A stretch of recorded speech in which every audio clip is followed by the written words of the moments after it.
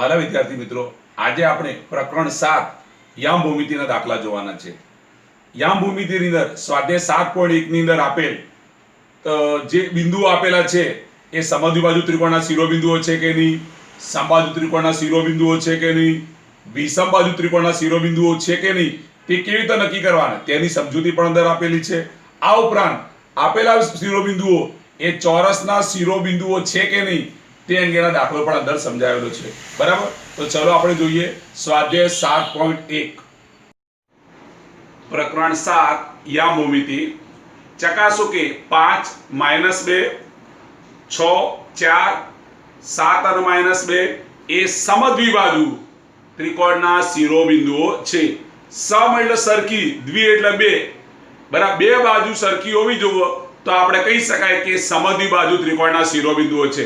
આપણે AB BC અને CA કરીશું, એમાં કોઈ પણ બે બાજુ સરખી આવે તો સમજી લેવાનું કે આપેલા શિરોબિંદુ એ સમદ્વિબાજુ ત્રિકોણના શિરોબિંદુઓ છે।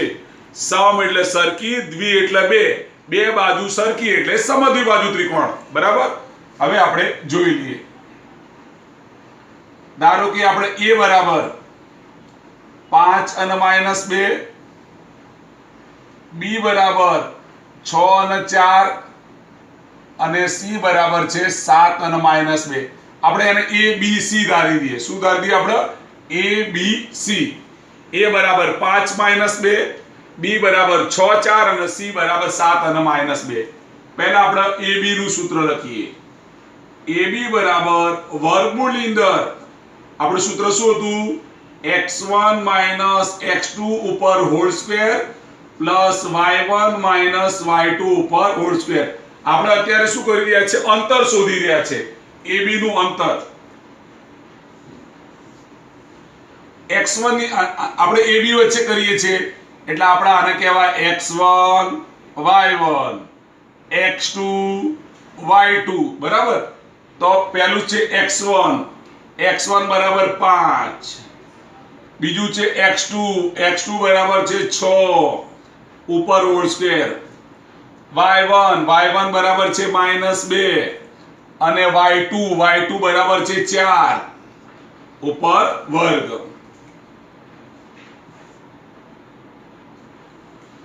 પાંચમાંથી 6 જાય તો કેટલા વધે? -1 એની પર વર્ગ, -2 અને -4। જો 5 અને 5 માંથી -6, જો વિરુદ્ધ નિશાની હોય તો મોટામાંથી નાની બાદ કરી મોટાની નિશાની મૂકવાની। તો મોટામાંથી નાની બાદ કરી મોટા નિશાની મૂકો તો -1 આવે ઉપર વર્ગ। મેં આગળ સમજાવેલું છે એ પ્રમાણે -2 અને -4 જો સરખી નિશાની હોય તો બંનેનો સરવાળો કરી જે નિશાની તે મૂકવાની। તો -2 અને -4 બરાબર કેટલા થાય? -6 થાય, તો એની પર વર્ગ। 1 નો વર્ગ 1 આવ્યું અને 6 નો વર્ગ 36 આવ્યું। બરાબર, વર્ગમૂળમાં 37 આયા। બરાબર, તો AB બરાબર શું જવાબ આવ્યો આપણો? વર્ગમૂળમાં 37। આ આપણે AB શોધી નાખી, એક બાજુનું શોધ્યું। હવે આપણે આ ભૂસી નાખીએ। હવે નવી બાજુ આવશે, નવી બાજુનું અંતર શોધીશું BC। એમાં પણ આપણે આ રીતે સૂત્ર લગાવી દઈએ। x1 - x2 ઉપર હોલ સ્ક્વેર, y1 - y2 ઉપર હોલ સ્ક્વેર। હવે જોઈએ આપણે BC વચ્ચેનું અંતર શોધવાનું છે। તો B અને C વચ્ચે આને કહેવાય x1 y1 x2 અને y2। એ પ્રમાણે કરીશું। આપણે x1 ની જગ્યાએ લખવાના 6, x2 ની જગ્યાએ લખવાના 7 ઉપર વર્ગ, y1 ની જગ્યાએ લખવાના 4, y2 ની જગ્યાએ -2, y2 ની જગ્યાએ કેટલા આયા? -2, માઈનસ તો છે જ અને y2 ની જગ્યાએ માઈનસ લખવાના। બે વાર માઈનસ પ્લસ થઈ જાય તો આમાં ભૂસી અને ડાયરેક્ટ +2 લખી દઉં ઉપર હોલ સ્ક્વેર, એટલે એક સ્ટેપ આપણું બચી જાય। 6 માંથી 7 જાય, જો વિરુદ્ધ નિશાની હોય તો મોટામાંથી નાની બાદ કરી મોટા નિશાની મૂકવાની। તો -1 આયા ઉપર વર્ગ, 4 + 2 બરાબર શું થાય? 6 થાય, એની ઉપર વર્ગ। બરાબર, હવે આનો વર્ગ કરીએ। 1 નો વર્ગ કેટલો થાય? 1 અને 6 નો વર્ગ કેટલો થાય 36, તો 36 ને કેટલા થયા 37, તો BC બરાબર વર્ગમૂળમાં 37 આવ્યો. અહીંયા પણ જવાબ 37 આવ્યો, અહીંયા બી 37 આવ્યો. બરાબર. સમદ્વિ બાજુ એટલે બે બાજુ સરખી આવશે કોઈ બી. હવે ત્રીજી બાજુ સરખી આવશે નહીં તો જ આપણો દાખલો સાચો કહેવાય. કારણ કે સમદ્વિ બાજુ એટલે બે બાજુ સરખી હોવી જોઈએ. બે બાજુ જો સરખી થઈ ગઈ, હવે ત્રીજી બાજુ શું થાય છે જોઈએ. AC વચ્ચે કરીશું. હવે આપણે AC નું માપ, AC વચ્ચેનું અંતર શોધવાનું છે. આપણે તો આને કહીએ x1 y1 x2 y2. સૂત્ર લખી દઈએ x1 - x2 ઉપર હોલ સ્ક્વેર, y1 - y2 ઉપર હોલ સ્ક્વેર. x1 ની જગ્યાએ લખવાના 5 માઇનસ x2 બરાબર કેટલા છે? x2 બરાબર 7, તેની પર વર્ગ આવ્યો. y1 ની જગ્યાએ -2 અને y2 ની જગ્યાએ પણ -2 છે. જુઓ, y1 ની જગ્યાએ -2 છે અને માઇનસ કરી y2 ની જગ્યાએ પણ -2 છે. પણ આપણે ખબર છે આ બે વાર માઇનસ છે તો આપણે પ્લસ કરી દઈએ એટલે એક સ્ટેપ બચી જાય. આપણું ઉપર વર્ગ આવી ગયો. 5 માંથી 7 જાય તો મોટામાંથી નાની વાત કરી, મોટા નિશાની એટલે -2 આયા, ઉપર વર્ગ થઈ ગયું. 2 માંથી 2 જાય તો 0 આયા, ઉપર વર્ગ થઈ ગયું. 2 નો વર્ગ 4 વત્તા 0, 4 વત્તા 0 એટલે વર્ગમૂળમાં 4 આયા. આ આપણું શું આવ્યું? AC બરાબર 4 આવ્યું. AC બરાબર વર્ગમૂળમાં 4 આયા. તમે અહીંયા જોઈ શકો છો બે બાજુ સરખી આવી, ત્રીજી બાજુ સરખી આવી ના, નહીં આવી. બરાબર. તો કહી શકાય જો બે બાજુ સરખી છે માટે કહી શકાય કે આપેલા શિરોબિંદુઓ સમદ્વિ બાજુ ત્રિકોણના શિરોબિંદુઓ છે. તો આપણે લખી શકાય અહીં AB, જો અહીં બે બાજુઓના અંતર સરખા હોવાથી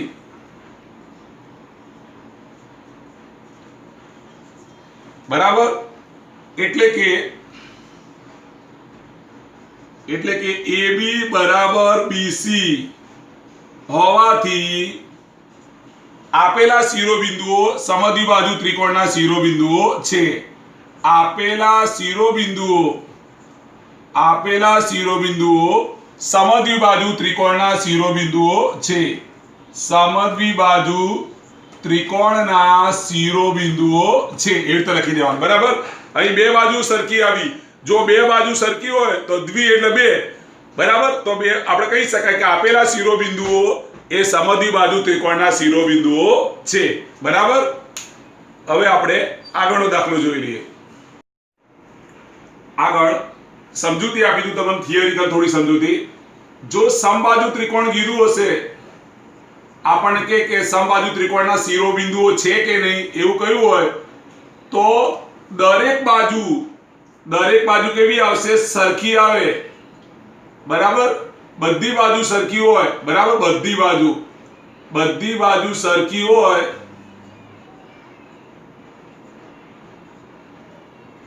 બરાબર. બધી બાજુ સરખી હોય એટલે કે તમે દાખલો ગણશો ત્યારે AB બરાબર BC બરાબર AC થાય તો કહી શકાય કે આપેલા શિરોબિંદુઓ થાય તો કહી શકાય કે આપેલા શિરોબિંદુઓ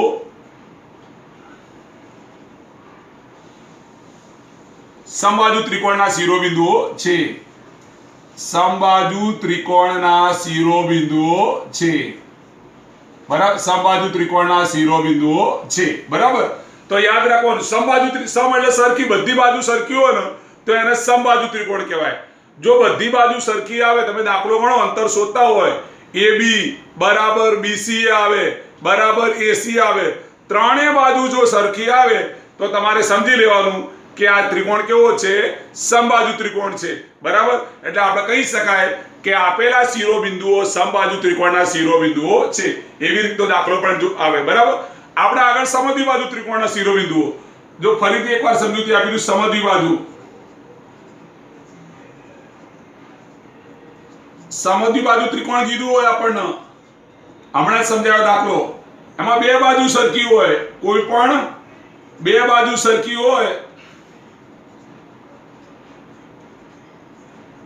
તો સમજી લેવાનું, બરાબર, બે બાજુ સરખી આવે, કાં તો AB બરાબર BC આવે અથવા બરાબર AB બરાબર BC આવે, કોઈ પણ બે બાજુ સરખી આવે તો સમજી જવાનું કે આપેલા શિરોબિંદુઓ એ સમબાજુ ત્રિકોણના શિરોબિંદુઓ છે, બરાબર. દ્વિ એટલે બે બાજુ સરખી હોવી જોઈએ, સમ એટલે સરખી, બે બાજુ સરખી હોય, એક બાજુ સરખી નહીં આવે, બે બાજુ સરખી આવશે તો આપણે સમજી લેવાનું કે આપેલા શિરોબિંદુઓ સમદ્વિબાજુ ત્રિકોણના શિરોબિંદુઓ છે. દાખલો તો ગણવાનો, AB બરાબર શોધવાનું, BC બરાબર શોધવાનું અને AC બરાબર શોધવાનું, પણ કોઈ પણ બે બાજુ સરખી આવશે.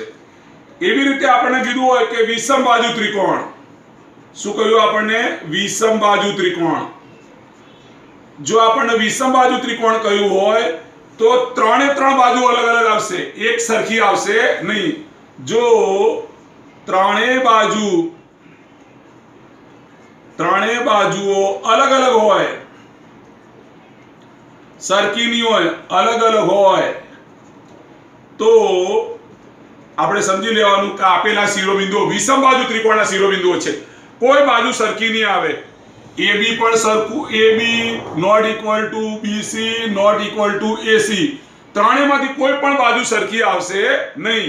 ત્રણેય બાજુ જો અલગ અલગ આવે તો સમજી લેવાનું કે વિષમ બાજુ ત્રિકોણના શિરોબિંદુઓ છે, બરાબર. પરીક્ષામાં કોઈ પણ દાખલો પૂછાઈ શકે કે શિરોબિંદુઓ આપેલા હોય A, B અને C, તો સમબાજુ ત્રિકોણના શિરોબિંદુઓ છે કે નહીં એવું પૂછાય, સમદ્વિબાજુ ત્રિકોણના શિરોબિંદુઓ છે કે નહીં એવું પૂછાય, અથવા વિષમ બાજુ ત્રિકોણના શિરોબિંદુઓ છે કે નહીં એ પણ પૂછાય, બરાબર. આ રીતે તમે દાખલો ગણી શકો. તમારે AB, BC અને AC નું અંતરનું સૂત્ર લઈને દાખલો ગણવાનો, એના પરથી તમે નક્કી કરી શકો, બરાબર. હવે આગળ જોઈએ દાખલા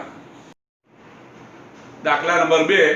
બિંદુઓ A કરી 1 7, B કરી 4 અને 2 આપેલા છે, C કરી કૌંસમાં -1 અને -1, D કૌંસમાં -4 અને 4 એ ચોરસના શિરોબિંદુઓ છે કે નહીં તે આપણે દર્શાવવાનું છે, બરાબર. સમજી લો આ ચોરસ બનાવ્યું છે ABCD. હવે આપણને ખબર છે કે ચોરસની અંદર બધી બાજુઓ સરખી થાય તો આપણે AB નું અંતર, BC, CD અને AC આ બધાના અંતર આપણે AB બરાબર, BC બરાબર, CD બરાબર, DA બરાબર, બધી બાજુઓ સરખી એક તો પહેલું આવવું જોઈએ. બીજું એના વિકર્ણો, આ જે એના વિકર્ણો છે BD અને AC, એ વિકર્ણો પણ સરખા આવવા જોઈએ. અને ત્રીજું બધા કાટખૂણા હોય તો આપણે કહી શકીએ કે આપેલા શિરોબિંદુઓ એ ચોરસના શિરોબિંદુઓ છે. બધી બાજુઓ સરખી આવવી જોઈએ, AB નું માપ, BC નું માપ, CD નું માપ, DA નું માપ. બીજું આ વિકર્ણો સરખા આવવા જોઈએ અને ત્રીજું બધા કાટખૂણા આવવા જોઈએ, ત્યારે આપણે કહી શકીએ કે ચોરસના શિરોબિંદુઓ છે. તો પહેલા આપણે AB પર દાખલો ગણીએ. AB નું અંતર શોધીએ. સૂત્ર છે આપણું x1 - x2 એની ઉપર વર્ગ, y1 - y2 એની પર વર્ગ.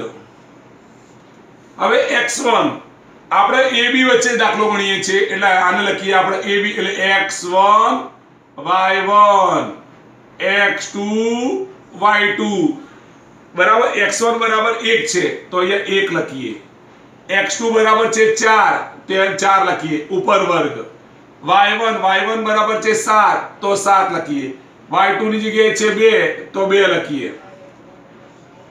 હવે 1 માંથી 4 જાય તો કેટલા વધે? -3 વધે. કેટલા વધે? -3 નો વર્ગ. 7 માંથી 2 જાય તો -5 વધે, એની પર વર્ગ. 3 નો વર્ગ 9 અને 5 નો વર્ગ 25, તો 25 ના 9 કેટલા થાય? 34 થાય. યાદ રાખજો, 25 ના 9 34.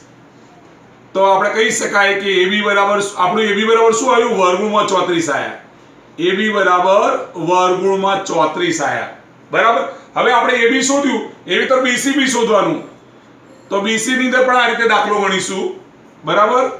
તો આપણે સૂત્ર વારે ઘડી ન લખવું હોય, એકલું ડાયરેક્ટ દાખલો ગણીશું. એકવાર સૂત્ર લખી ડાયરેક્ટ કરવું હોય તો પણ કરી શકાય. બરાબર. કોના વચ્ચે દાખલો ગણવાનો છે? BC. તો આને કહેવાય x1 y1 x2 y2. બરાબર. તો આપણે શું છે? પહેલું x1 બરાબર 4. પછી શું છે? x2 બરાબર -1 છે. x2 બરાબર -1. આપણે ખબર છે બે વાર માઈનસ પ્લસ થઈ જાય તો +1 કરીને ઉપર વર્ગ લખ્યું. પછી શું છે? y1 બરાબર 2 તો y1 ની જગ્યાએ 2 લખ્યું. પછી y2 ની જગ્યાએ -1 તો -1 લખ્યું. આપણે ખબર છે બે વાર માઈનસ શું થઈ જાય? પ્લસ થઈ જાય. બે વાર માઈનસ પ્લસ થઈ જાય એની પર વર્ગ. તો 4 ને 1 5 એની પર વર્ગ, 2 ને 1 3 એની પર વર્ગ, 5 નો વર્ગ 25, 3 નો વર્ગ 9. તો BC બરાબર કેટલા? 25 નો 9 34. આ આપણું BC આવ્યું. શું આવ્યું? BC. AB આવી ગયું, BC આવી ગયું. જો AB બી સરખું આવ્યું, BC બી બંને 34 આવી ગયા. હવે આપણે શું કરવાનું? CD કરવાનું. શું કરવાનું? CD.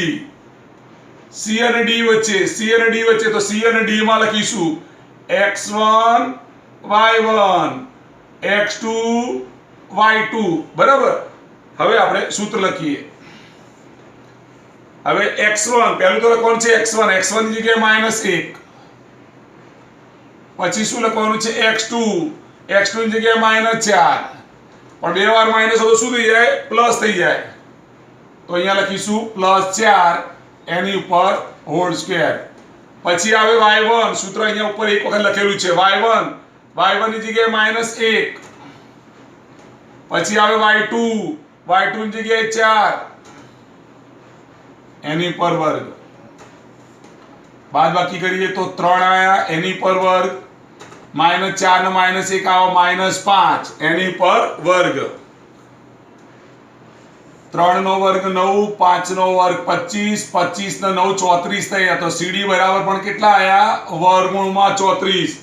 AB વર્ગમૂળમાં 34, BC પણ વર્ગમૂળમાં 34, CD પણ વર્ગમૂળ. હવે આપણે AD કરીશું. બરાબર. હવે શું કરીશું? AD વચ્ચેનું અંતર શોધીશું.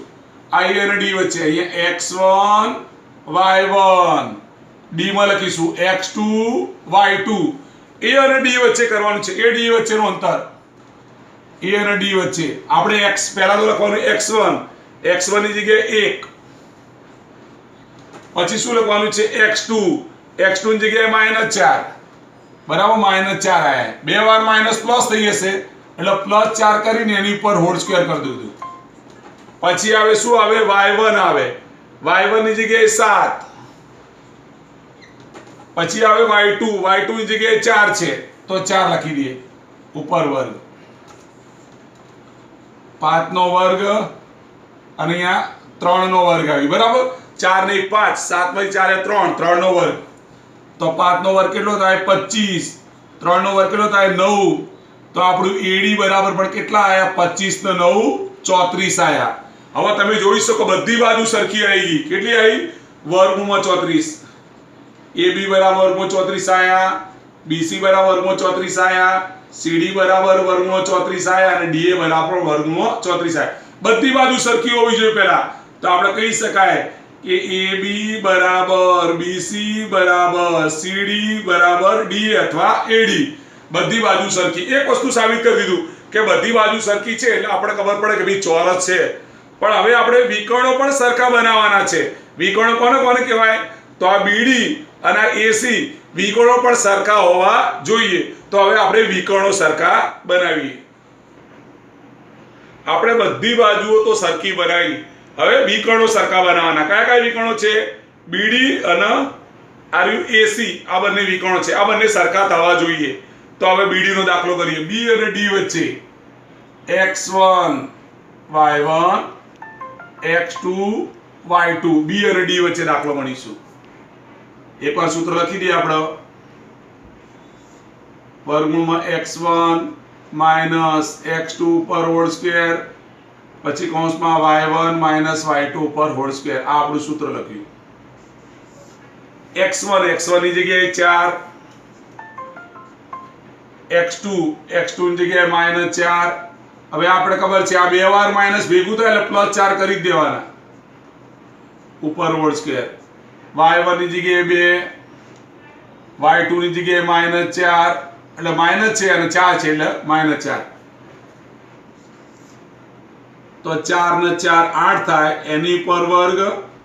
2 માંથી 4 જાય તો મોટામાંથી નાની બાદ કરી મોટા નિશાની -2 ની પર વર્ગ. 8 નો વર્ગ 64, 2 નો વર્ગ 4, 64 ના 4 કેટલા થઈ ગયા 68 થઈ ગયા. બરાબર. તો આપણું બીડી બરાબર કેટલું આવ્યું? બીડી બરાબર વર્ગમૂળમાં 68 આયા. એક વિકર્ણનું માપ શોધ્યું આપણે, બીડી નું માપ શોધી નાખ્યું. હવે આપણે શું કરીશું? બીજું વિકર્ણ કયો છે? એક તો બીડી વિકર્ણ છે અને એક એસી વિકર્ણ છે. તો એસી નું માપ શોધી દઈએ. એકવાર સૂત્ર ફરીથી લખી દઈએ. x1 - x2 ઉપર વર્ગ અને y1 - y2 ઉપર વર્ગ. હવે કોના વચ્ચે દાખલો ગણવાનો છે? એસી વચ્ચે. આને કહેવાય x1 y1 એસી વચ્ચે આ a અને c, x2 અને y2. x1 ની જગ્યાએ 1, x2 ની જગ્યાએ -1 છે. કેટલા છે? -1. બે વાર માઇનસ પ્લસ થઈ જાય એટલે આપણે +1 કરીએ ઉપર વર્ગ કરી દઉં. y1 ની જગ્યાએ 7, y2 ની જગ્યાએ -1 છે પણ બે વાર માઇનસ પ્લસ થઈ જાય એટલે હું +1 કરીને એની પર વર્ગ કરી દઉં. 1 ને 1 2 એની પર વર્ગ, 7 ને 1 8 એની પર વર્ગ. 2 નો વર્ગ 4, 8 નો વર્ગ 64, 64 ને 4 68. બરાબર. જુઓ એસી બરાબર પણ કેટલા આવી ગયા? વર્ગમૂળમાં 68 આવી ગયા. બે વિકર્ણો પણ સરખા થઈ ગયા. બીસી અને એડી પણ કેવું થઈ ગયું? આ બીસી અને એસી એ વિકર્ણો પણ સરખા થઈ ગયા. બરાબર. વિકર્ણોનું માપ કેટલું આવ્યું?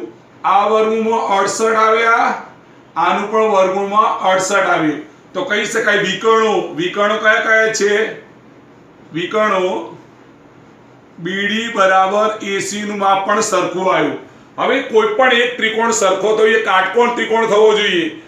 કારણ કે ચોરસના દરેક ખૂણા કેવા હોય? કાટખૂણા હોય. એટલે આપણે એક કાટકોણ ત્રિકોણ સાબિત કરવું પડશે. એના પરથી આપણે કહી શકીએ કે ચોરસના શિરોબિંદુ છે કે નહીં. બરાબર. હવે જોઈએ આગળ. બધી બાજુ આપણે સરખી બનાવી દીધી. AB, BC, CD અને DA સરખી બનાવી. બે વિકર્ણો બી સરખા બનાવી દીધા. BC અને AC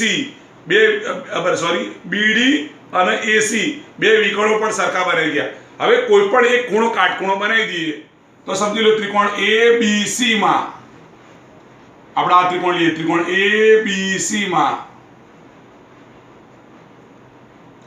હવે આપણે પાયથાગોરસના પ્રમેય અનુસાર લખીએ તો શું થાય? AC² બરાબર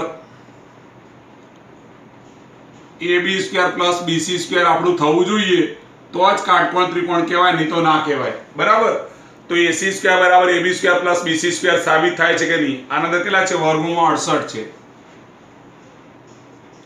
AC બરાબર વર્ગમૂળમાં 68. આમાં કેટલા છે? વર્ગમૂળમાં 34 છે. એની પર વર્ગ. આમાં પણ વર્ગમૂળમાં 34 છે. એની પર વર્ગ. વર્ગમૂળ વર્ગ ઉડી ગયા એટલે 68, વર્ગમૂળ વર્ગ ઉડી ગયા એટલે 34, વર્ગમૂળમાં અને વર્ગ ઉડી ગયા એટલે 34. 68 બરાબર 68. તો આપણે કહી શકાય કે જો હવે એક ખૂણો તો કાટખૂણો આવી ગયો અહીંયા. બરાબર. જો એક ખૂણો કાટખૂણો આયા અને જો ત્રિકોણ બરાબર અહીંયા ચતુષ્કોણના લખ્યું વાળું ચતુષ્કોણની ચારે બાજુઓ સરખી હોવાથી બરાબર એક ખૂણો કાટખૂણો હોય તો બાકીના બધા ખૂણા કાટખૂણા હોય. એક ખૂણો કાટખૂણો